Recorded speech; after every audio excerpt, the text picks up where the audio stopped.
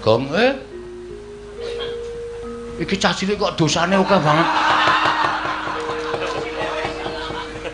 Kamplang mencrat. Ora ngerti iki sapa iki? Sapa? Sang Hyang Bathara Wenang. Ngapa ya, Tru? Jengkel karo aku. Kowe meneng rasah cerewet, aku tak matur. Oke, nganggone nyambung rebut tak sikut cangkemmu kowe. Meneng. Ya. Radong meneng ndak engko adikku kualat. Ya. Bekti kula Bu Kulun. Iya. Petruk ndak tampa, merga ing antaraning Gareng Petruk lan Bagong kuwi ingkang sayekti dadi pamong sejati mau mung Petruk kelawan Semar. Ngrungokke ra kowe. Aku jaluke wahyu, Tru. Bagong yen kepengin wahyu iki isih ana sisa siji. Wahyu ingkang urung ditampa dening titahe ya kuwi wahyu nelongso utama. Niku kekuatane menapa, Lun? Yen kita nampa wahyu nelongso utama, sakjroning saksuwening urip kita bakal urip nelongso kanthi ora ana pedhote. Pun mboten kedulungan wahyu.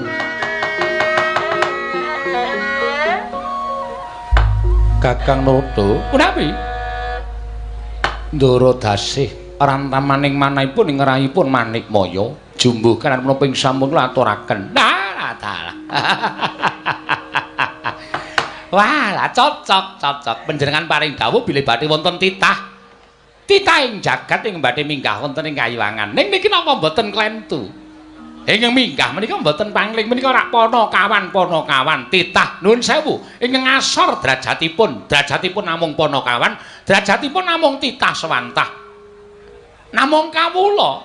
Lah kok derajat minggah wonten ing Kayuwangan, monggo tanpa tangliwon ingkang saderengipun. Kakang Narada, punapi?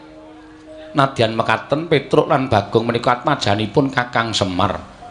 Tumrap kula mboten dados menapa Kakang Resi Narada. Menika langkung prayogi. Kakang Narada katuran lenggah prayogi kula tak ndangu kalian Panakawan ingkang sowan. Nggih, adhiku kula sumanggaken. Panakawan Petruk padha kanthi harja sak praptanira Panakawan. Nunamit pasang Kalimantabe tinebene iki lho dene Demawaing Tawang-tawang. Lenepatno ing Tulamanu Sipulun. Kemareng kula ngaturaken sembah sumengkeming pangabekti kula kunjuk. Iya Panakawan ndak tampa pangestuku tampanana. Kula pun dinggo jimat paripih dayanana ing kasantosan. Tru.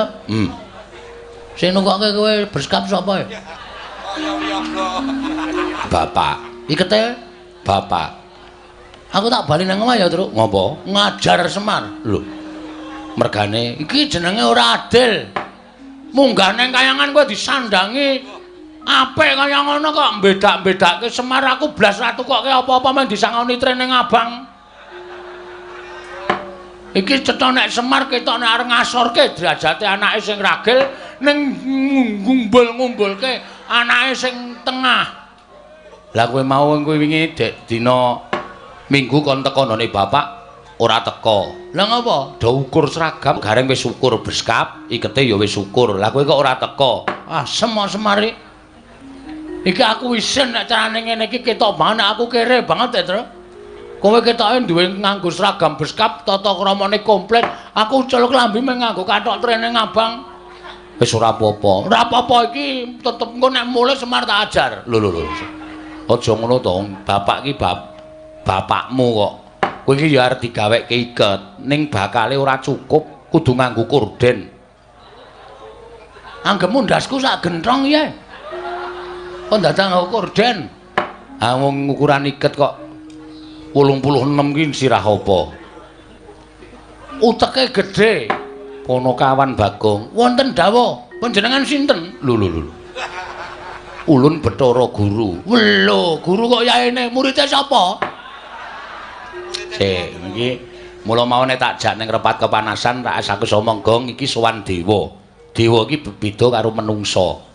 Dewa ki sing nitahke awake dhewe. Iki Sang Hyang Manikmaya. Wah, Mas Manik. Manik Maya. Mas Maya. Manik Maya komplit. Bagong aja sembrana. Iki apa iki truk sound system nang kene iki. Dengkul kita iya. Kayane kok padake sound system. Iki Bathara Narada. Kami itu aning kayangan. Wo, sesepuh. Iya, aja sembrana Bagong iki kayangan mengko ndak kualat ya. Engko ning nganti kowe iki tumindak sing ora prayoga ning kayangan iki gone malati kabeh. Waduh. Tiwas aku mau nguyuh ning pelataran kono. Kowe kok ngonek abuh karemu lho, Gong. Asik lho. Kok malah asik ora. Kuwi sing kancam. Malah seneng ora. Kono kawan Bagong Padharjo sak praptaunira. Pangestunipun Iwang Pikulun Bathara Guru. Guru basa Jawa. Wilujeng nering sambikala bekti kula katur Sang Hyang Manik Maya. Maya. Iya Bagong ulun tampa. Pangestu ulun kebat kita tampani. Piye kuwi bahasane, Tru? Kok jarene Bathara Guru kok ulun? Ulun iki aku. Lho. Wis omong semar urung kowe nek ganti ulun. Kus iki to. Ulun ki aku. Heeh. Ah, kowe iki kita. Oh, berarti engko bancaan. Bancaan apa? Ganti jeneng ora. Ngene, tandani. Wis tau ning Banyumas urung? Nek aku ki Inyong, nek kowe ki Rika. Oh iya, berarti basane Dewa iki padha karo Banyumas. Ora. Piye ya? Pangestu ulun tampan ana Bagong. Inyong tampa. Ah ngandel ora. Goblok to ora. Rika, Rika. Kowe biasa wae basa menungsa lumrah. Pangestunipun Pukulun Bathara Manik Maya wilujeng bekti kula kunjuk. Iya Bagong ulun tampa. Oh, ulun tenan ta, Tru? Heeh. Pangestu ulun kita tampani. Sampun kita ulun tampa, Pukulun. Iya. Prayoga nunggon kita lungguh. Kita sampun boten kirang prayoga nggih kula lungguh wonten ngarsanipun ulun. Iya Bagong. Iya. Padha-padha. Aku malah wedi Gong ngejak kowe. Santai wae, Tru. Petra kantong bolong Padharjo sak prapta kita. Pangestunipun Iwang Pikulun Narada wilujeng bekti kula kunjuk. Ya Petra ulun tampa, pangestu ulun tampanana. Kula pun dinggo jimat paripin daerah ning kasantosan. Nah, dalah. Bagong Padharjo sak prapta kita. Iki sapa, Tru? Bathara Narada, jog dengkulmu kowe. Pangestunipun Pukulun Bathara Narada wilujeng bekti kula konjo Pukulun. Ayo ulun tampa, mesti ulun tampanana. Ayo. Meriah pokoke. Meriah dengkulmu ora. Kok kaya renyah suarane kaya membahagiakan Tru. Iki dewa apa iki? Iki ora dewa apa, kami tuwa. Sesepuh nek cara nggone dhewe Mbah Kaum. Wo. So nek genduren ngundang iki wae Tru. Dengkul kita ora. Petruk iki ngandani ya ngawur kaya ngene kok kaum. Petruk kantung bolong Padharjo saprapta kita. Sang Hyang Pikulun Bathara Indra wilujeng bekti kula kunjuk. Ya Petruk pangestu ulun tampanana. Kula pun dinggo jimat paripih. Bagong Padharjo saprapta kita. Pangestunipun Sang Hyang Bathara Basuki ngawur. Indra, aku ora tau apal dewa-dewa. Bathara Indra wilujeng bekti kula konjo Bathara Indra. Ya Bagong ulun tampa. Nggih. Engkantun piyambak sampeyan. Lho. Dana Alekasina pun mati. Ngawur to. Kuwi dudu artis Indra Dana Kasina kudu ning Bathara Indra. Cip dengkulmu. Kondur tekan cip barang. Grup ya. Kula mbiyen sok nonton film sampeyan lho Bathara Indra. Lho. Ulun ora nate gawe film. Kaca aku bingung tenan iki. Aku sowan dewa bingung tenan iki mbok sumpah yakin ora tepung e. Mula kowe iki sok ketemu karo dewa. Angel ketemu karo dewa iki prosedure angel. Ha iya, Petruk padha kanthi harja sak praptamu. Ha iki sing bahaya iki, Gong. Sapa iki? Yama Dipati. Yama Dipati tukang apa? Tukang jabut nyawa. Hah? Tukang jabut nyawa. Waduh. Ki nek kleru ngomong jabut nyawane ya, Tru. Ha iya. Pangestunipun Ndara Yama Dipati pukulun bekti kula kunjuk. Iya Petruk ndak tampa. Bagong Padararja sapraptamu. Wilujeng Nereng Sambikala pukulun Yama Dipati bekti kula kunjuk. Iya Bagong ndak tampa pangestuku Tampanana. Nggih, sanget anggen kawula mundi dadosaken jimat paripe. Kok alus nyawa nek nganti kleru nyut ngono rekoso. Ha iya. Petruk Padararja sapraptamu. Panjenenganipun pukulun penyarian wilujeng. Bagong Padararja sapraptamu. Ndara Nekula. Hus. Ngawur wae. Suarane meh padha. Ayo suarane iki cilik ngono kae kok. Wah, ha sapa jenenge? Penyarian. Wah, Pak Carik. Wilujeng bekti kula konjo ndara anu pukulun penyarian. Iya Bagong, tak tampa pangestu Tampanana. Kula pundi bersisa, bersisa. Mula ya ora salah aku nek kleru. Ha iya.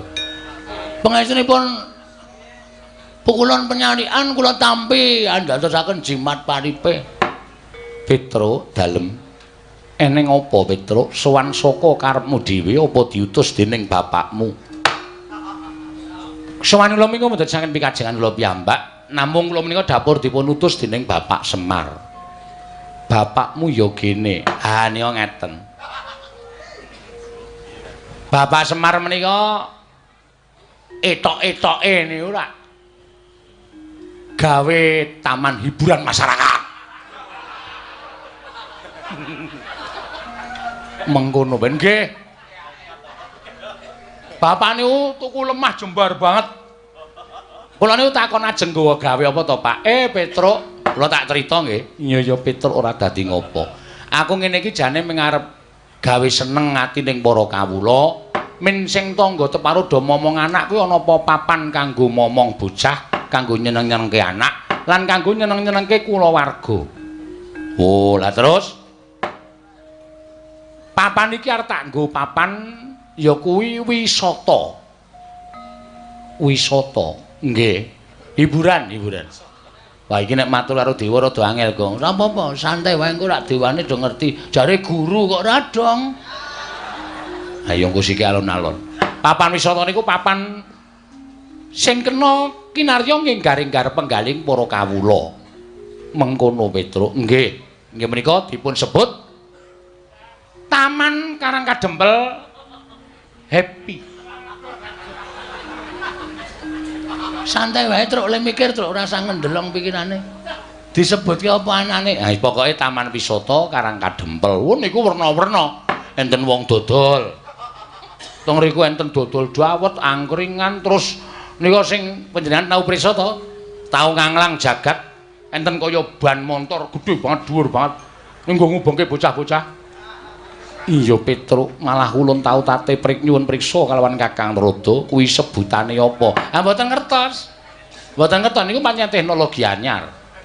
Ha niku wonten niku werna-werna. Papan dienggo renang, papan dienggo nglangi. Sak piturute pokoke dienggo maem bebarengan kali para kawula. Niki pun dadi wis dadi Petruk.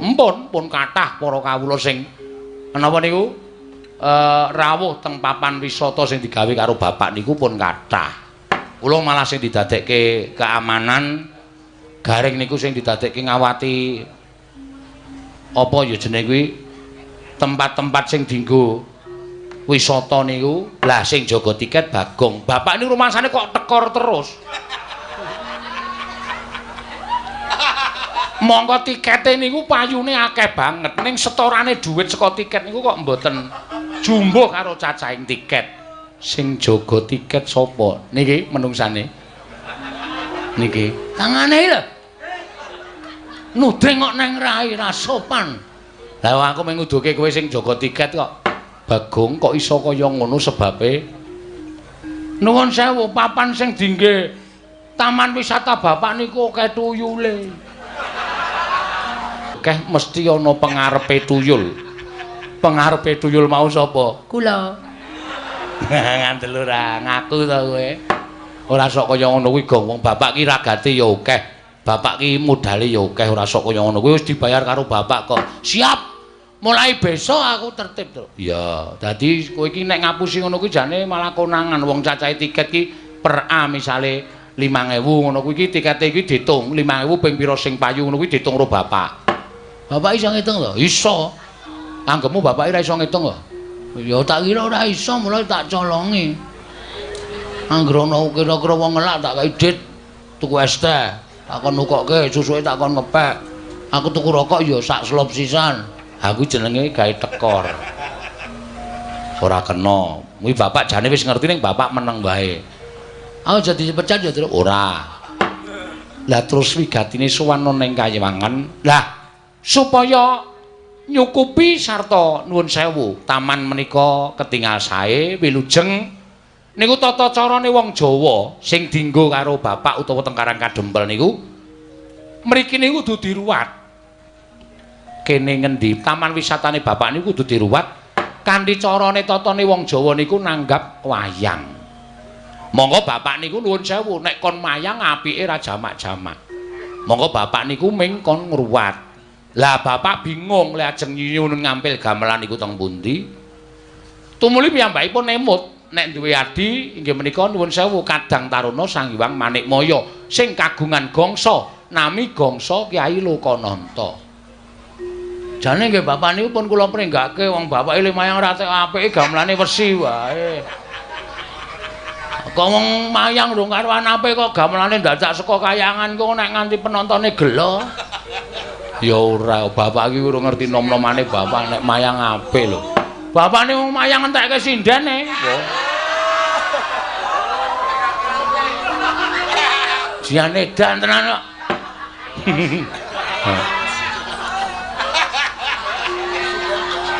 Mula saniki golek waranggana bapak niku kangelan tenan. Emoh do dijaki emoh ya. Ngawur ya Semar. Ampun gumujeng niku serius. Iya Bagong nggih. Ah niki terus. Iya. Dadi sowan kula menika diutus dening bapak nyuwun ngampil gamelan Lokananta. Komplit slindro pelok. Nek ajeng kepareng panjenengan sumun Prabu Pukul Bathara Guru menika paring dawuh, bapak niku ken bayar ya manut, ken ngijoli apa-apa ya manut ning gamelan Lokananta kudu rawuh teng Karang Kadempel. Dadi srana syarat ngruwat bapak nggih menika taman wisata sing enggal supaya nir ing sambikala. Dados sowan kula kali Bagong menika dipun dawuhi dening bapak supaya nyuwun ngampil wujudipun inggih menika gamelan Lokananta. Mengkono Petruk nggih. Mila dinten samangke menawi Hyang Pilun Bathara Guru kepareng maringaken matur sembah nuwun dene mboten nyuwun pangapunten. Kalih nek niki kula wis dikantheni bapak sekedhik arta dienggo pengenceng. Nek Hyang Pilun Bathara Guru kersa maringaken inggih menika gamelan Lokananta niku wajeng kula pede. Apa, Gong? Pede. PD apa? Manjeri lho. Goblok. DP. Hah? DP. Ameng kuwalik kok. Ora pas kok ya. DP kok PD. Niku mboten ketang sekedhik, mengke pelunasanipun 7 tahun sakwise pentas. Arep ngecara ngendi wi ora bakal diparingi ngampil nek 7 tahun sawise pentas ora. Ngoten mawon Bu Kulon. Kalih welinge bapak nek Hyang Pilun Bathara Guru niku kuwatir gamelan Lokananta niku kenging napa-napa mengke ditabuh para titah. Mengke peranganing Jawata kinen ngetutke tindake gamelan Lokananta. Kalih nyuni dipalilah mangke masyarakat bapak-bapak kumpulan karawitan Karang Kadempel ajeng nuthuk gamelan Lokananta mboten ketang sak kempyangan men padha marem niki pun latihan inggih menika ladrang Subasiti. Apa, Gong? Ladrang Subasiti. Subakastawa, Subasiti Kastawa. Jenenge digabung-gabung ora apik. Nek diparengke dene mboten nggih mboten napa-napa. Kakang Narada. Menawi kados pundi Kakang? ketingalipun namung sepele ning tumrap kula kok dadi gawe. Di nyuwun pangapunten. Kakang Semar menika Kakang Ismaya, menika Kadang Paduka Werda. Mila menawi wonten bot repotipun Kakang Semar menika mestipun Adi Prabu Banagara sampun ngantos panjenengan menika awal maringaken ngampil gamelan Lukananta badhe kaboyong wonten ing Karang Kadempel. Malah tumrap kula menika satunggiling pakurmatan tumraping Adi Pramesti Bathara Guru. Ing atasipun paduka menika Kadang Tinemu Taruna nanging tasih dipun penggalih dening Kadang Tinemu Werda inggih menika Kakang Ismaya. Leres ngendikanipun Bagong, menawi kuwatir wonten menapa-menapa tindaking gamelan Lukananta menika dipun tutaken para Jawata. Indra ingkang kadhawan supados ngetutaken sak kanca rawangipun para dewa ngetutaken lampahing gamelan Lukananta. Waton sampun ngantos dados tutawi damel murkanipun Kakang Semar. Menawi ngantos paduka Adi Pramesti Bathara Guru menika mboten maringaken gamelan Lukananta, mesti kemawon Petruk wangsul wadul kalian bapakipun. Nek nganti Petruk bali wadul karo Semar, dalah Semar ngamuk teng kayangan Warataya. Sapa sing arep wani karo Semar Badranaya? Saya nek pun ngubal-ubal pusakane wujud entut. Wah, menika wah bebayani. Leres pukulun kula wingi bar opname 7 dina. Mergane dintuti Semar. Setan tenan. Lho, karo bapakne kok senengane ngono kuwi. Pas cangkeme. Kon mijeti nggon sikil ki muni iki lho nggon bokong iki kok kaya linu-linu. Tak demek nggon bokong ki metu matut ngono. Pas banget lho, langsung raiku biru. Kowe ora nilai to? Ora. Kowe iki cen setan kok kowe. Kowe iki sedulur ning mungsa. Ha kowe iki wis bola-bali ngapusi lara wingi lara ngapusi tak tileki tak nei dituke tak golek tukoke jeruk ya rong dina mari. Karena kuwi teknik tak nggo golek dhuwit. Oh, edian ora. Pancen aku edan aku. Ngaten Kakang nggih. Nanging ngantos Semar menika mangke murka. Halo Cobi. Sinten iki badhe wantun kalian Semar. Nanging tumrap kula menapa dipun ngendikaken Kakang Semar lumantar Petruk menika sampun nerak pacak nerajang perbatang. Nerak pacak nerajang perbatang perkawis menapa? Dipun menapak-menapakno Kakang Semar menika titah. Mangke riyen titah menika rak lairipun nanging batosipun Kakang Semar menika Jawata Sang Hyang Bathara Ismaya nanging wiwit nalika semanten sampun mapan wonten ing jagat sampun pinten-pinten abad laminipun mila Kakang Semar menika sampun dipun setrakaken boten dipun akoni dening kulawarga kadewatan nanging tetep dados titah sawantah mila menawi wonten jamak lumrahing titah ingkang wantun badhe ngampil dhateng uba rampe ning Kayiwangan tontonan ing Kayiwangan tentu kemawon kula mboten maringaken. Lah nuwun sewu lho. Menawi paduka paring dawuh mboten maringaken menika mangke menawi Semar tumuli minggah wonten ing Kayangan malah mboten prayoga kedadosanipun. Langkung-langkung nek nganti anake Semar loro niki midhanget panjenengan mboten maringaken gamelan Lokananta badhe kaboyong wonten ing Karang Kadempel. Lha nek bocah loro niki nganti ngamuk sapa sing arep nandangi kridane wong loro niki? Harataya kowe. Petra niku anggap kaya ngeten iki ning Digdaya kliwat ukur. Luwe-luwe niki. Sing teng mburi kula sing mripate kaya ndok ceplokan iki. Niki nek wis muni nesu, sapa sing arep wani karo Bagong? Dalah. Lho niki napa? Ora edan ana dewa kok ditirokke iki nek ora Bagong ora lho. Inggih Kakang Trada, nanging tetep badhe kula mboten nglilani menawi gamelan Lokananta kaboyong wonten ing jagat. Lah menawi ngaten monggo, monggo. Ning nuwun sewu, kula tunggak waru godhong dadap.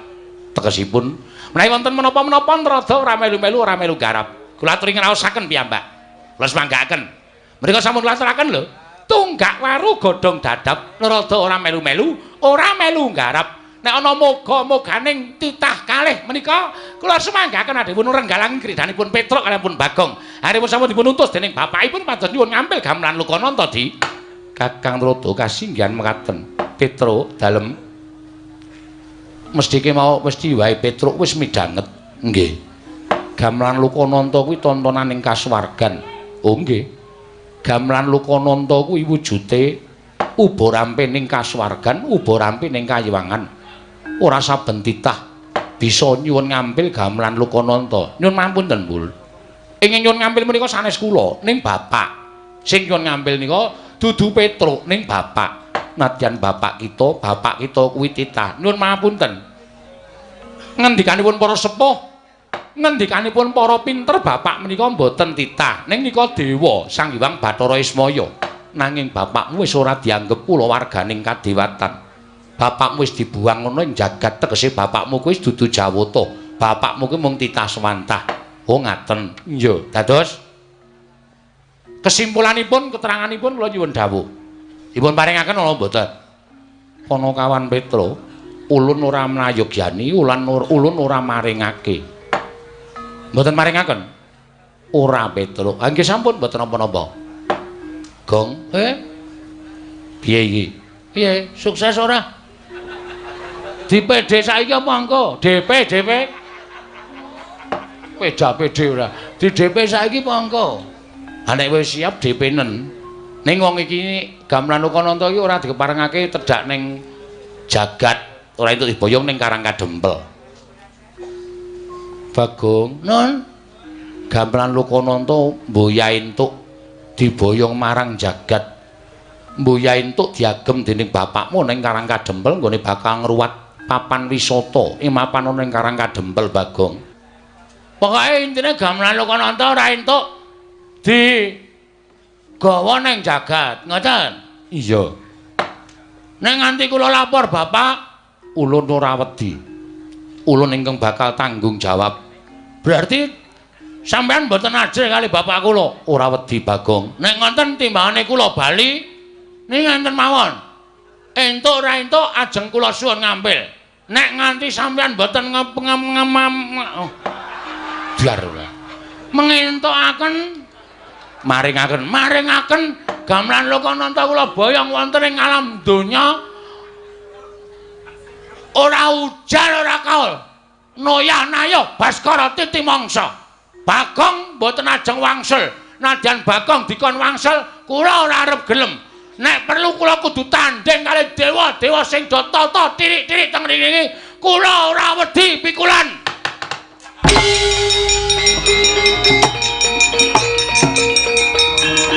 minggir truk wedian kae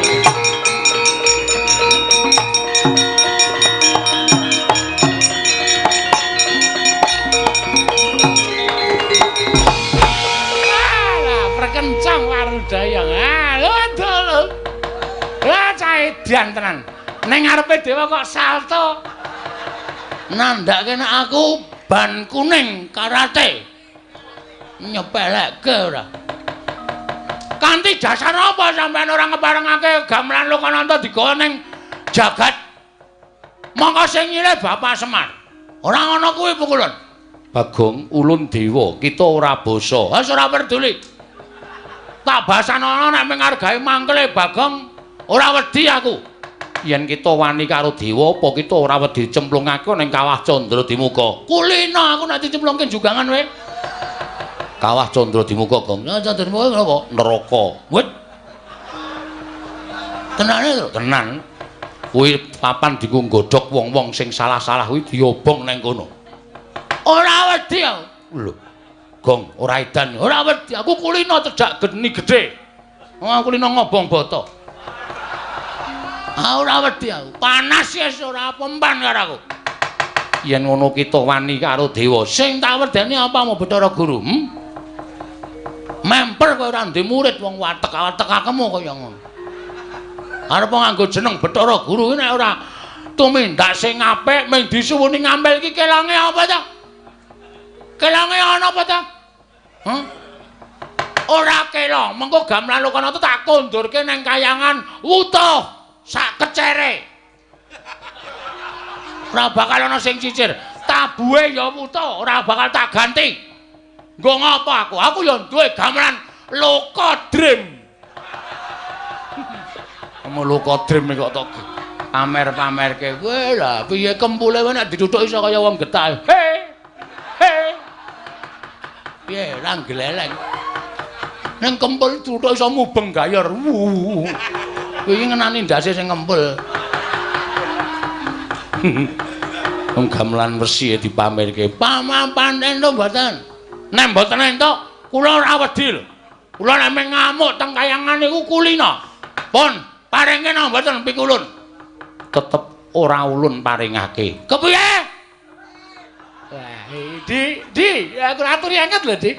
Bagong sampun ngantos mekaten menika mbok sampun ngantos panjenengan menika damel kayangan menika geger. Nek kayangan geger ming diamuk Bagong rak saru dipun presani dening para titah wonten ing jagat. Kepiye? Balana pisan, Kas. Sampeyan muni piye? Bagong gamelan Lokananta ora tak paringake. Kula saking mriki mencolot mriku menggunakan kekuatan tendangan tanpa bayangan.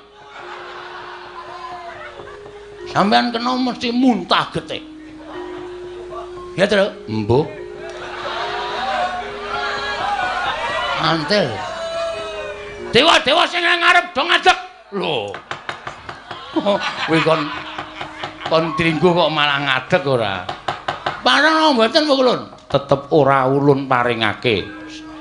Kula hitunge 3 kejeping paningal. Nek Pukulun tetep mboten maringaken, mboten wonten wiyosing pangandika paduka Hyang Adi Pukulun.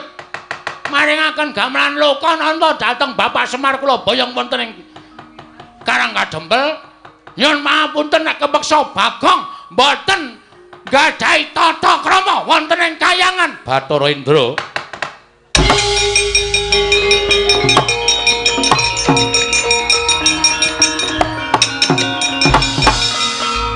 Bathara Indra kula wonten dawuh Pukulun.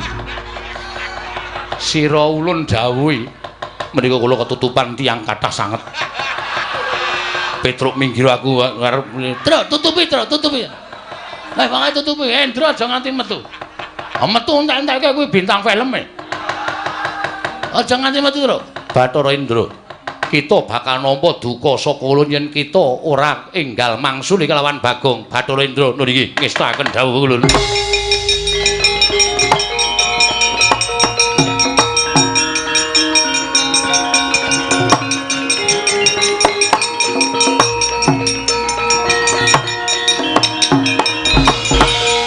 Bathara Indra, welo edianan. Ulun putra nomor 4 Iwang Pikulun Manikmaya Atmaja ingkang angka catur. Anake Bathara Guru ki pira? Akeh Bagong. Sapa wae sik mbarep sapa sik? Ulun dhewe mboya hafal. Aku dene hafal kowe anake Bathara Guru nomor 4 kok karo mbarepe kok ora hafal. Ulun ora ngerti. Iki piye kok malah do cacah jiwa iki piye iki? Wong arep tantang-tantangan kok malah takon barepe sapa ragile sapa barepe sapa ya wis barepe wis nyambut gawe ragile urung nyambut gawe ngono wae sampung. Bagong kok dituruti ora. Ngopo sampean? Ulun ora nrimakake. Ora nrimakake perkara apa? Perkara kita nggone swani kalian panjenenganing Hyang Pikulun Bathara Guru. Bagong bali apa ora? Ora. Kita bali ning jagat apa ora? Taunana windanana. Nek gamelan Lokananta ora mudhun ana ing ngalam donya ning Karang Kadempel, aku ora arep tekan ndi-ndi. Tegese kita wani kalian panjenengan ulun. Apamu sing tak wedeni? Ayo, metu ning repat kepanasan tak bondo tanganmu tak rangket sikilmu. Tak lebokake ning kawah Candra Dimuka. Oke, dikira aku wedi kok karo kowe. Apa dikira aku wedi karo kowe, Truk? Bathara Indra tandangi, aku sing nandangi Bathara Guru. Yo, manut wae.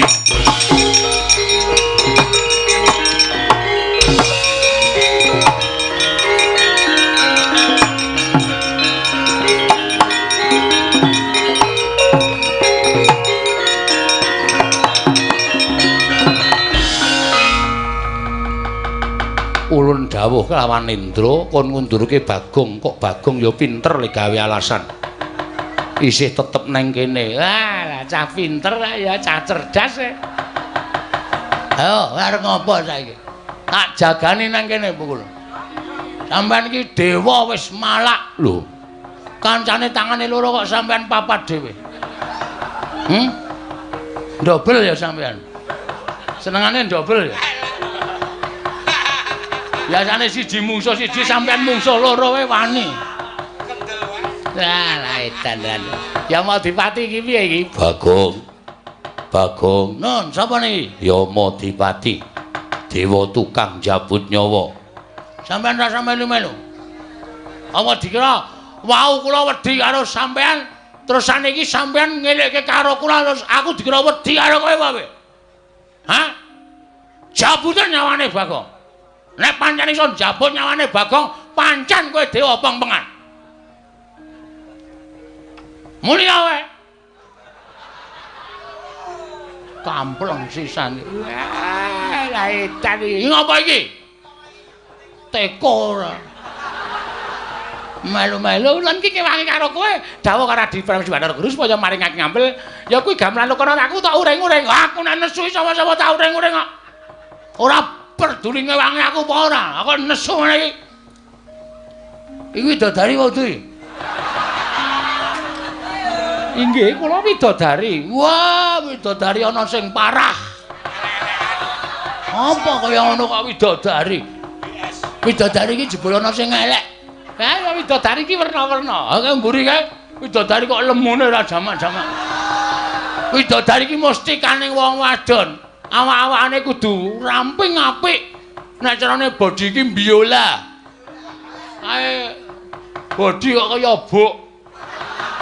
Pucuk bongkot ora ana nggih-nggihane. Nggo ngopo kaya widodari? Ah, ya wis ben, ya wis ben. Kae nggo nyediani dewa elek-elek. Kaya kowe kuwi. Hus. Kaya aku piye? Ulun arep kaya ngene iki widodarine sing ayu. Wah, dumeh dadi pengarep terus kudu ayu ora. Bagong aja kaya ngono. Mbadan, pokoke kula kudu tetep njaluk gamelan Lokananta. Nek ora diparengake tetep kula ajeng ngamuk teng kayangan. Kita ora wedi karo Kawah Candradimuka. Mboten. Kawah Candradimuka niku ngerti karo kelakuane titah. Dadi nek umpama ana titah sing tumindake apik, cemplungke teng kawah ming merga saka karep sampean, merga sampean sengit karo titah wau, Kawah Candradimuka ora ngobong karo titah mau. Mesti ora kobong. Nyemplung kawah ya kaya ning dedaratan, kaya ora kena geni. Ning nek pancen wong niku dosa tenan, ora usah cemplungke kawah. Deleke nggon pinggir wae mateng menungsane. Ning gandeng Bagong niki rumangsa kula ora salah. Kita salah merga wani karo dewane. Merga dewa sing ora adil karo titahe. Sebab apa sampean bedak-bedake karo Semar? Sebab apa gamelan Lokananta ora entuk disuwun ngampil karo titah? Ayo, wangsulan. Semar ki dadi titah merga sampean sing menfitnah ning ngarepe Sang Hyang Pikulun. Bathara Tunggal. Lho, kita malah ngerti. Ngerti wae. Aku maca bukune. Bapak niku nyimpen buku. Autoglas. Autobiografi Semar Badranaya. Saka sejarah pertama niku sampean laire ndok, ngono. Ngerti ora? Sampean niku sing ragil dhewe dumadi saka kuningane ndok. Padha kali kula. Kene iki ya dumadi saka kuningan. Ora datos. Kuningane Semar. Ya jijiki sayuran. Wong arek ting Cirebon sak penake dhewe. Ayo. Putihane dadi Semar, kulite dadi Tommy. Tokok. Tokok. Tommy joget. Kulite dadi togok. Telu-telune anake Sang Hyang Bathara Tunggal. Merga nalika semana Sang Hyang Tejamaya karo Ismaya nedeng gladen peperangan, terus sampean wadul karo bapak sampean. Sang Hyang Bathara Tunggal, Kakang Tejamaya karo Kakang Ismaya do gelut kepengin dadi dewaning para dewa. Sang Hyang Tunggal duka. Eyang Sang Hyang Bathara Tunggal. Kita kok nyebut eyang. Lho, aku anake Semar. Semar anake Bathara Tunggal. Bathara Tunggal ki Mbah Kakung. Dadi aku iso nyejarahke, kula iso nyejarahke. Sang Hyang Tunggal murka. Kok dadi kaya ngono pakartine Tejamaya karo Ismaya. Diperpeki wong loro niku Semar kalih Togok. Ning jaman semana jenenge Tebok Maya karo Ismaya. Iya. Terus dikon mangan pagring Gunung Pagring Jagat sisih kulon karo Gunung Pagring Jagat sisih wetan. Togok berusaha mangan nganti cangkeme diambak-ambakke suwek. Semar niku duwe go partikel, gunung diserot, mula wetenge kebuak prongkalan niku. Nek arep nggo uruk mang bedel wetenge Semar. Terus do didukke nang kayangan. Kowe leha-leha dadi dewaning para dewa. Semar ngrekoso ning jagat ning kepengin nyuwun ngambil gamelan. Ora entuk iki terus saiki keadilanmu menyang endi Pukulun? Keadilanmu menyang endi? Sampeyan ora tresna karo sedulur, sampeyan ora tresna karo sedulur sing mangsia-sia urip ning jagat. Ming disili gamelane kok ora entuk. Wong kok le malak men kowe. Ya Modipati, ajar kowe. Macem-macem aku dong tutuk le koja. Inggih. Ah, ngono. Lho, ya Modipati. Aduh Pukulun kula malah tratapan. Kowe jajal njabut nyawaku. Aku isih urip kok jabut untumu modar. Ompong kabeh kowe. Oh. Ya ngati-ati lho ya Modipati, ngati-ati. Lah sembrono tenan. Kok tekan semono kok mung ngitung kowe. Nek Semar karo Tejamaya anu Siwatagok gelem dadi dewa, kowe kapan dadi dewa? Ora kelakon kowe. Ora kelakon ana Sang Hyang anu Manikmaya, catur bojo. Nilakanca. Kurang ajar to karo dewa kok ngunekke sak pinake dhewe. Sang Hyang Purwacarita, Purwareja, Purwakerta. Ora ana. Mangsane ora. Ning kok saiki bareng dadi dewa sombongmu minta ampun. Kemewat kaya ngregem jimat. Awa dikira titah kaya Bagong Irawani gawe kisruh kayangan.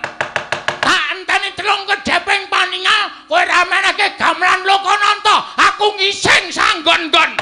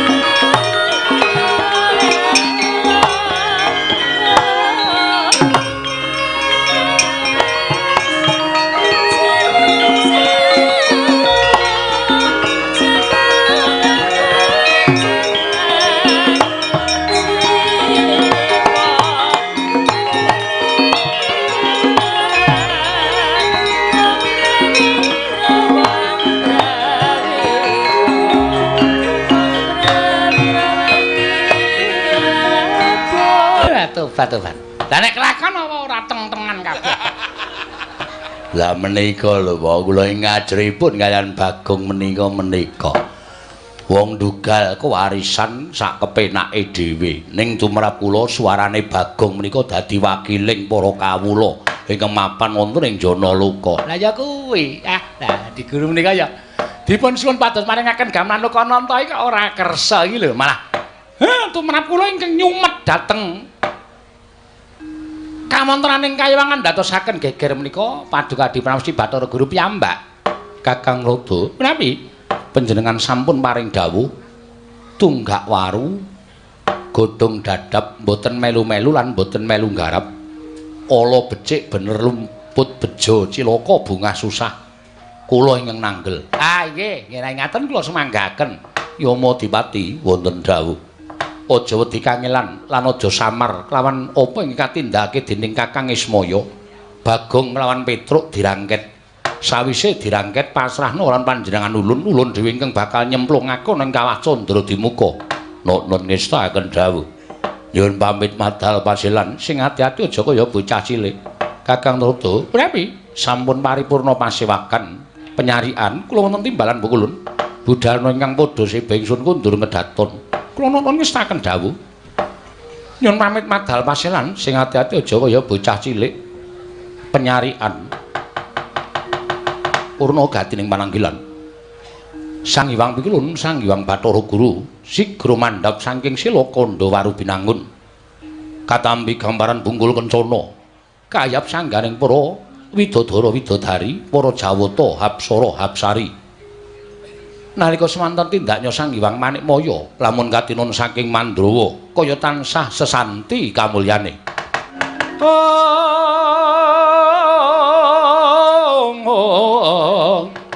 Kebabang nyungging ngaloka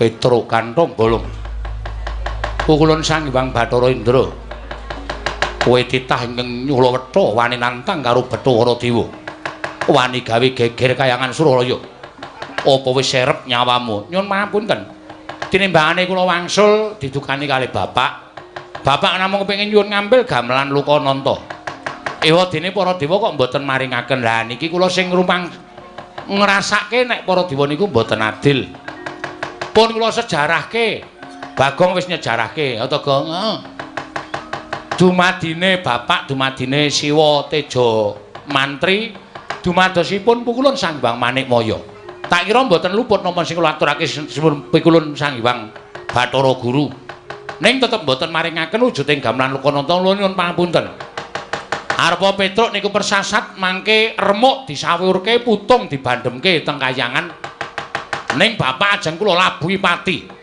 yen ngono enteng karo patimu mboten enteng sebab napa pati urip niku sing gawe sing kuwasa mapano tak bondo tak krincung sikil lebokke ning kawah Candra Dimuka carane sapi mang jagariyen pukulun nek kula wis ora iso obah ora iso ngrawat mang bondo tangan kula mang krincung sikil lho gene marganing patimu nuwun sewu nek kula wantun kali sampeyan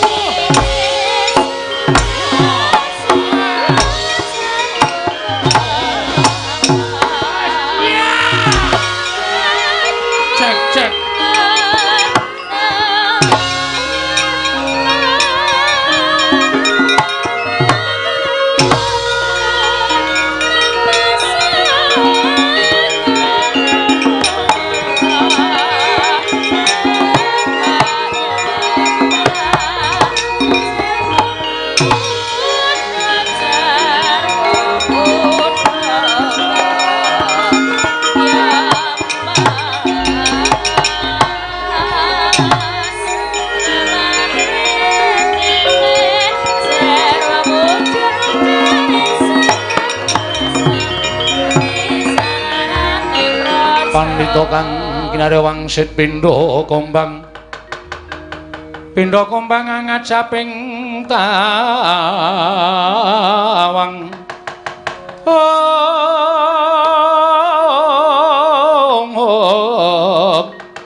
susuh angin ngendi nggone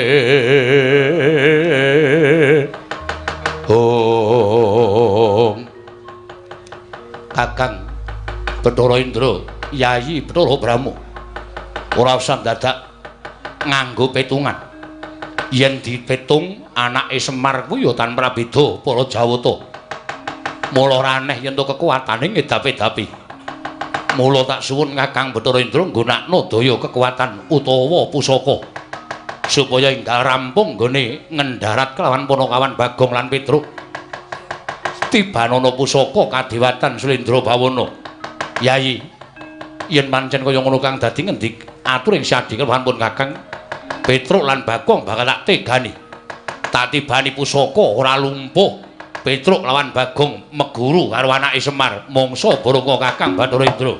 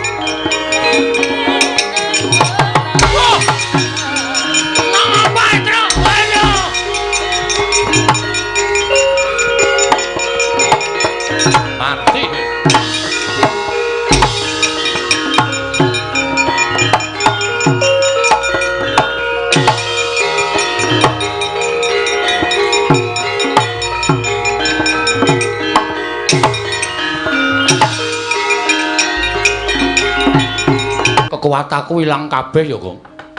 Aku iso omong ngene iki ning ngobahke jenthik wae ra iso. Aku ya ae. Semuk dadi lemes kabeh ngene iki. Kowe nggo obat kuat ra? Ora nggowo. Men iso obah. Obah wae aku wis seneng lho jane. Ayo Sambato. Kena daya kekuatan pusaka kaendran ora lumpuh aja tundang Bathara Indra Petruk. Lah sampean sombong. Sampean umuk. Ayo nek wani tangan kosong. Truk. Awar madhep rono angil. Otot bebayu kaya ilang kabeh iki piye iki? Mentari mata tok sing ketap-ketip. Wah cilaka ya aku ya ngono iki. Wah wis mati iki cecok cemplungke kawah Candra di muka. Ora sawedi karo mati le. Nek perlu awak dhewe mbelani bapak tekaning pati, awak dhewe nyemplung kawah. Nek pancen awak dhewe engko petungane karo sing gawe urip ki ora salah. Kawah Candra di muka ora mempan mobong karo awake dhewe. Tenane? Tenan. Kuwi buku ngendi sing ngomong ngono kuwi? Lho, nyatane jaring para kiai, para pepundhen kae nek wong ora salah cemplungke kawah ki genine ora kuat ngobong karo awake dhewe. Muga-muga ngono ya, Truk. Ha iya. Ayo.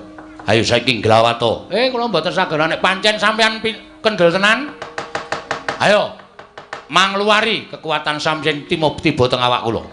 Ayo, aku culke, kae ana kekuatan Bathara Indra sak asik kaya. Wila suarane Bagong kok isih kaya ngono. Sapa kuwi? Bathara Brahma. Weh. Kowe dewa apa kowe? Dewa geni. Nek aku nyilireke. Lho. Dewaning geni kok cilirek. Mesti kowe kejaba kuwi kowe nggo gas bareng to kowe. Wah, Bagong ki pancen omongane nganyelake. Sapa kuwi, Truk? Bet ketoke Yama Dipati aku nyawang saka kene kok sandangane. Kae ra sakon melu-melu kok njabut nyawa cilaka, Truk. Ayo Sambato kowe ora iso nglawat tak jabut nyawamu. Wis aja kesusu Yama Dipati nek ora mau dadi jabut ya. Bagong. Pancen cangkeme elek kok Bagong ora. Wis kowe ora iso nglawat tak bondo tak mlak krincung sikilmu. Kowe tak bondo tak aturake wang pikulun Bathara Guru ki nampa pidana Petruk. Pun kula saniki wis ora iso apa-apa. Mang napake ora apa-apa. Truk. kirim SMS karo Semar. Lho, tanganku ora iso obah lho kok. HP iki ning ngesak, ning ora iso obah. Nek iso aku kirim SMS karo bapak, Pak, aku tulungono bapakmu sing munggah kayangan ngamuk. Piye ya carane iki? Ha wis sak di pasrah wae iki ora iso piye-piye iki. Wah, cilaka tenan iki. Mati tenan awake dhewe. Ora usah nangis, ora usah nangis. Ora usah nangis dasmu. Anakku cilik-cilik. Anakku sing cilik dhewe iki lucu, Tru. Iki aku ngerti kaya ngene iki aku ora melu. Gong. Belani bapak iki diantepi rasa gembeng. Oh, cah jiri ora. Ora bojomu ora ya isih to, ora ya dopeni bojomu to. Gareng urip, Tru. Lah ngopo? Ora ngerti to. Gareng ki seneng ro bojoku. Oh, berarti lek nangis ki wis melang nek bojomu dipek gareng. Ora apa-apa men gareng men kecingkrangan uripe. Nguripi bojo siji wae rekoso kok arep bojone loro aneh-aneh ora. Wis diantepi atine. Oke. Semangat. Semangat. Mati ora apa-apa. Wah ya aja. Mati ora apa-apa. Ora apa-apa diantepi wae.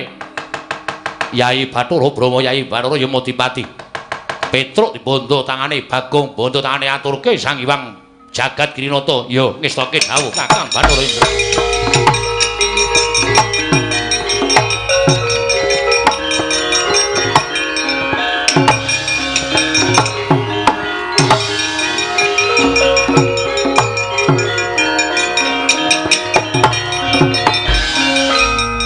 Bagong ya dibondo. Iya. Dibondo digawa ning ngarepe Sang Hyang Bathara Guru. Wah, mati dening aku ayo nglelengo saiki. Ora ngleleng. Ora wani ngleleng dudu Bagong. Wah, rangket tanganmu tak krincung sikilmu, lebokke paku jarane. Ha? Ora. Ngandel ora. Modar kowe. Arep aku wis ngene iki ora iso mbales apa? Kapokmu kapan wong aku bar mangan pongge pirang-pirang.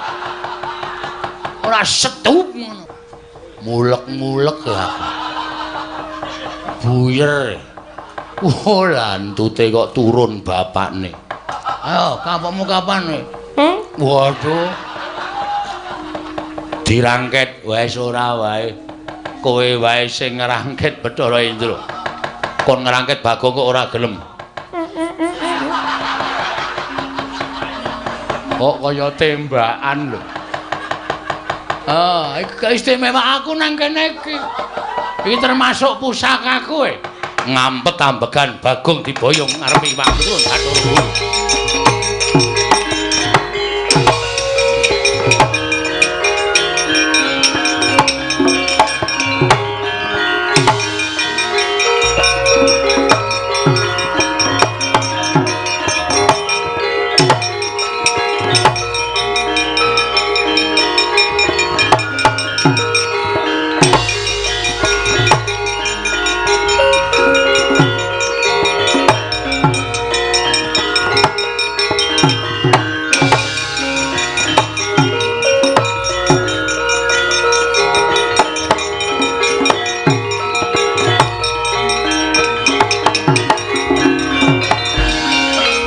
Tan samar pamoring sukma sinukmaya. Sinukmaya winaya ing asepi sumimpen teleng ing kalbu. Pambukaning warana tarlen saking liyep layaping aluyup. Panakawan Petruk lan Bagong wis dibondo tangane dikerincung sikile ora iso nglawat. Ayo saiki mara gage Sumbara iki oleh-olehane yen to titah bakal wani marang kadewatan. Wis kok iki idian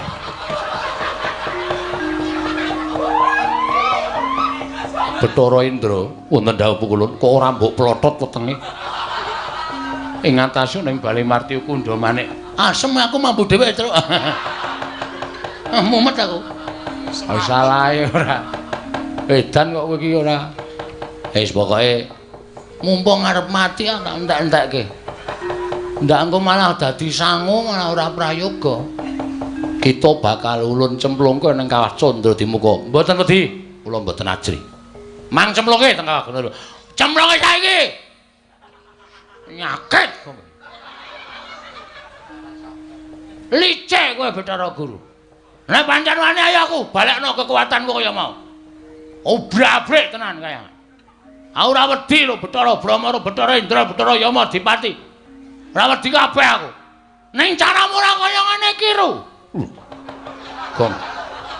Ora kuat Heru kok. Oh. Tak kira nek Bathara Guru. Ayo, balekno kekuatanku. Nek pancen kowe wani, balekno, ora wedi karo sapa-sapaku. Heeh. Sampeyan ora maringake gamelan Lokananta, tetep kula kali Bagong ajeng ngamuk teng Kahyangan Suralaya. Tetep kula ajeng ngamuk. Kita nadyan sumbar kaya ngapa ora bakal bisa nglawat Sumbaro, petak aciya-ciya. Wah, basa Korea bareng. Apa, Gong? Basa Korea. Petak aciya-ciya. Iki basa sastra Jawa iki bidalang biyen iki sok muni Sumbaro petak aciya-ciya ngono kae. Petak aciya-ciya. Ciak bulu cuek-cuek ciak-ciak. Nedyan. Bathara Indra kula wonten paring adhawuh. Aja nganti digawe macak. Kowe terus arep dipacak ora. Kuwi basa Jawa iki. Panakawan sak karone iki cemplungna ning kawah Candra Dimuka. Terus wis to meneng. Santai. Santai piye? Mati tenan iki, Tru. Pokoke pasrah, ikhlas karo pasrah. Oh, alah. Lah mulih tenan iki aku, Tru. Wis ora ketemu karo sayangku. Waduh. Sapa? Bebek. Waduh. Bojomu bebek, bebek senengmu. Bebek kok, bebek. Oh, ayo. Bathara Indra cemplungna ning kawah Candra Dimuka niki ngestakaken dawuh. Nanging pukulun ora usah dadak sira.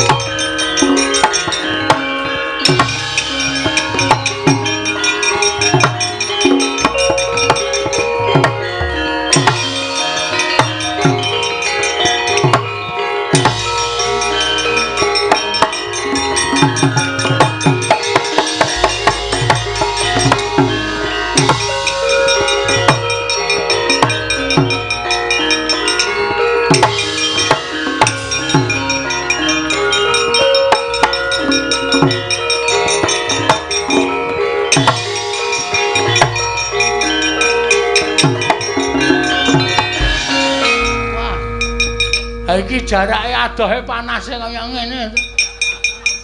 Santai malah awak dhewe ora ngrasake lara kok. Plungbuk mati. Jare nek ora salah ora wuk. Ha iki ketoke kok tetep wuk nek iki. Tetep murab ya tetep ketoke. Ha kaya ngene, kaya ngene. Ayo. Rungokno. Rungokno pesambate wong-wong sing tak obong ning Kawah Candra Dimuka sing duwe dosa tumraping para Jawata. Mati aku. Aduh, tulung aku tobat. Aduh, ndasku dipecah bola-bali. Asah dirungokke lho, Gong. Aduh, tanganku dikethok bola-bali. Aduh, gegerku disetlika. Ketoke ngapusi nek iki, Tru. Lah kok ngapusi? Mosok kene ana wong dodol setlika?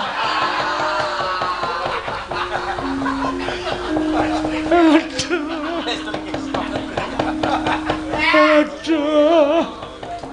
Nggon aku ditombak dadaku. Aduh, nggon aku ditombak bola-bali. Aduh, ditombak. Dudut meneh ditombak. Nganti raja-raja, Duk. Rasa dirungokke lho, Gong. Wah, aku saya suwe saya stratapan, Tru. Kuwi mbok cangkeme do kon meneng, Tru. Aku iki sukma sing dipala sing diajar kok kon meneng piye ora? mati dening aku. Para kan Petruk cemplung ning kawah Candra Dimuka. Petruk sik mawon. Iya, kowe sik ya, Truk. Kowe iya ngopo? Bakal ya wong loro kok aku sik. Aku kan ndelok lemu ngolet-ngolet e. Ngolet-ngolet kena geni modar ora mati dening aku.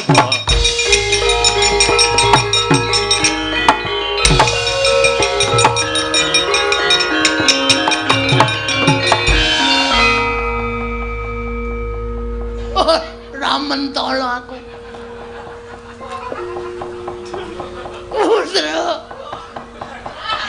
Petruk.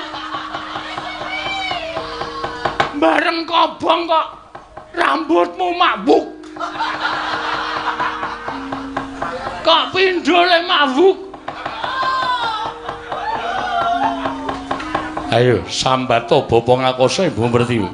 Kowe bakal tekaning pati cemplungke kawah. Sik. Rasa tak cemplungke mo, Brama. Petruk wis kebacut tak cemplungke. Aku rasa tak cemplungke, aku tak nyemplung dhewe. Nyemplungo. Tulung kula troke kathraku. Kok dadak nyasa nyemplung telesan.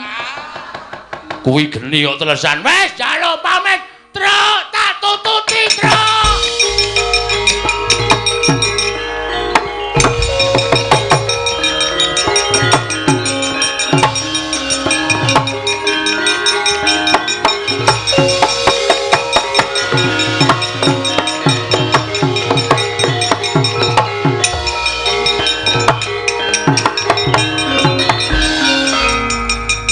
Bal genining Candra Dimuka cinempul nganggo lara Petruk lan lara Bagong. Eling-eling titah ingkang boten ate klepetan dedosan nadyan keladuk wani kurang geduga. Gejol kumarucul parandina damel suka sangganing para ingkang sami wuninga. Dadya kanugrahan tumraping lara Petruk miwaki lara Bagong. Tanggap Sang Hyang Jatimurti wis ngawuningani lara Petruk lan lara Bagong manjing telenging Candra Dimuka.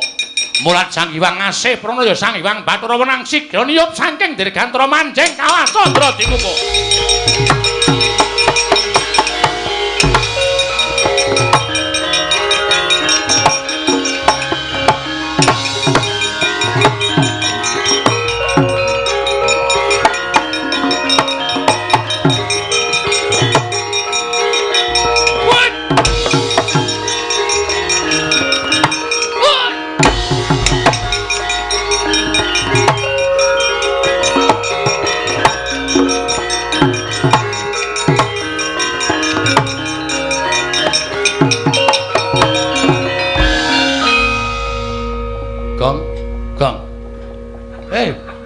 Wis mateng po?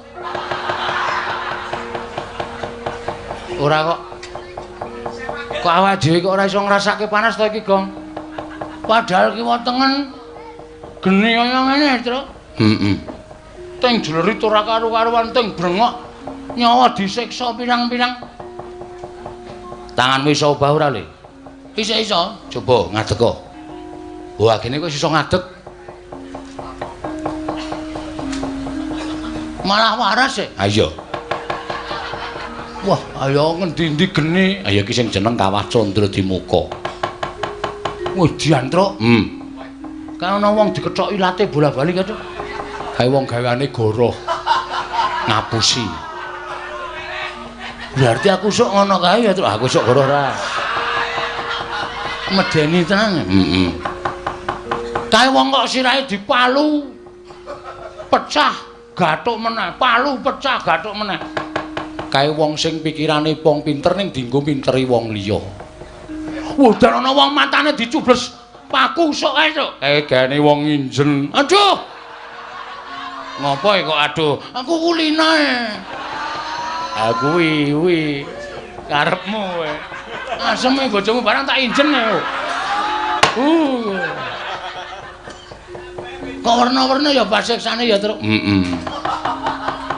Kaya ana sing di slamet wetenge mangan barang haram.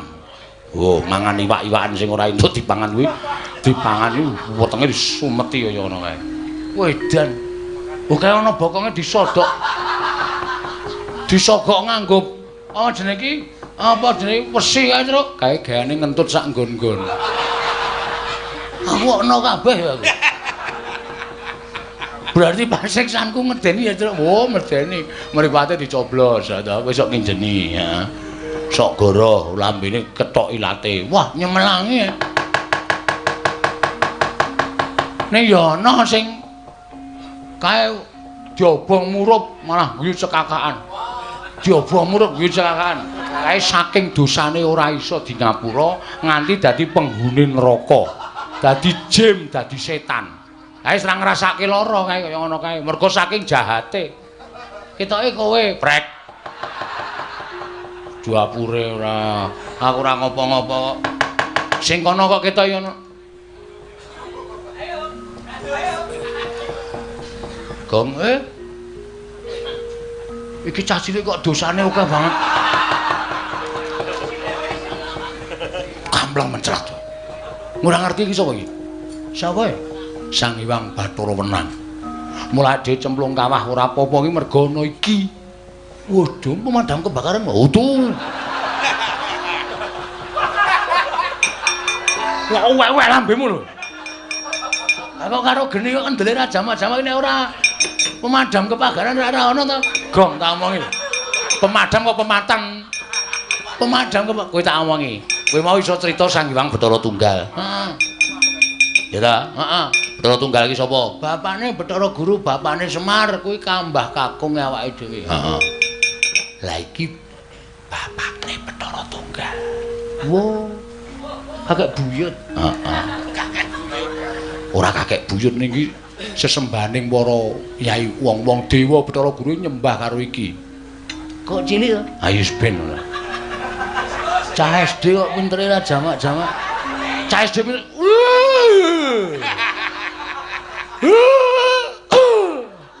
Ngapain, Tru? Jengkel karo aku. Kowe meneng rasah cerewet, aku tak matur. Oke, wong nyambung rebut tak sikut cangkemmu kowe. Meneng. Ya. Radong meneng ndak engko adikku kualat. Ya. Bekti kula Bukulun. Iya ya. Petruk ndak tampa, pangestu ulun tampanana. Dadi wiraswara apil.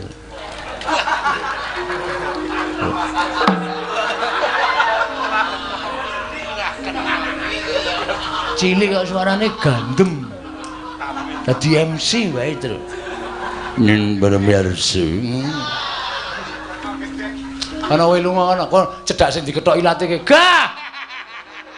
Ngono ilatku malu dikethok. Aku iki cerewet kok nang ngene. Meneng kok to? Bekti kula Bukulun. Iya. Wah, iya.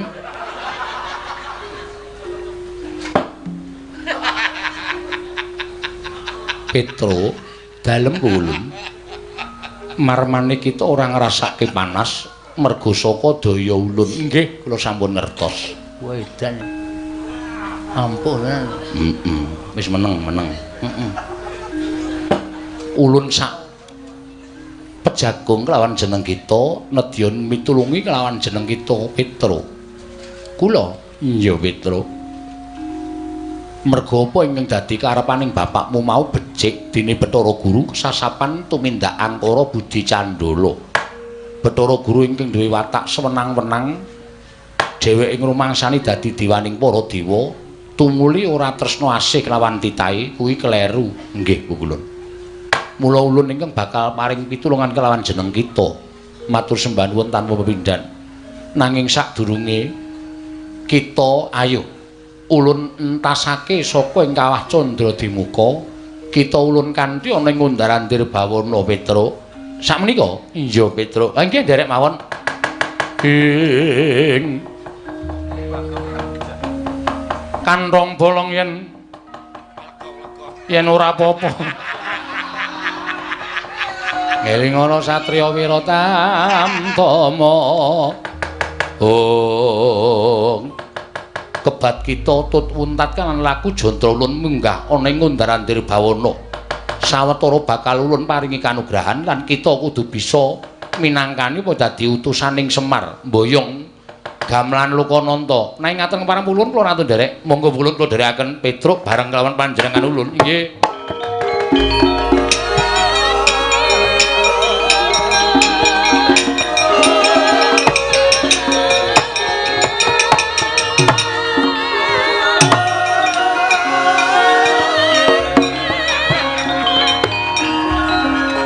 Bajigur. Petro iki ra sadar ya. Petro ki hilang ingatan ya. Nek nggawa aku. Dijak karo si sama mau cah SD mau. Petro ayo neng kantor kepala sekolah monggo kula dherekaken. Lah kok lali nek aku nang kene. Weh lah penyakit. Wis, piye iki aku nang Kawah Candra di muka mongko ora ana sing mitulungi karo aku. Gom, yo. Mangkat. Kae uteke ra dienggo ya, Jang. Komeng yo mangkat. Kowe iso mabur ki mergo apa, Truk? Aku ki ra iso mabur ya, Nyok. Ulun piye, Petruk? Bagong mboten saged mabur. Ulun lali.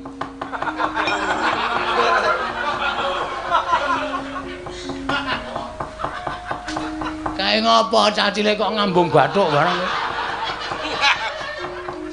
Wis dinehi kekuatan mabur cah goblok. Wah, timblis kok kene modar ora. Yo. Nanti Kalasan. Ngundarandir bawana. Melu ya, Truk? Mabura.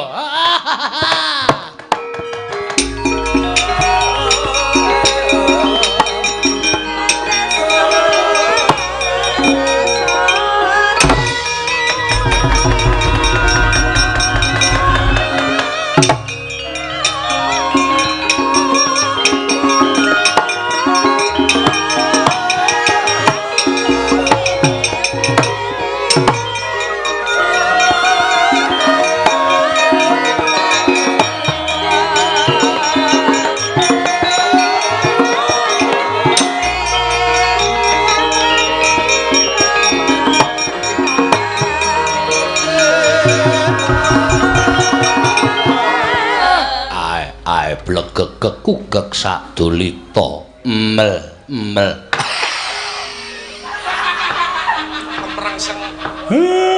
iki ora pangling kaya kakangku sing tak tresnani. Kakang Togok.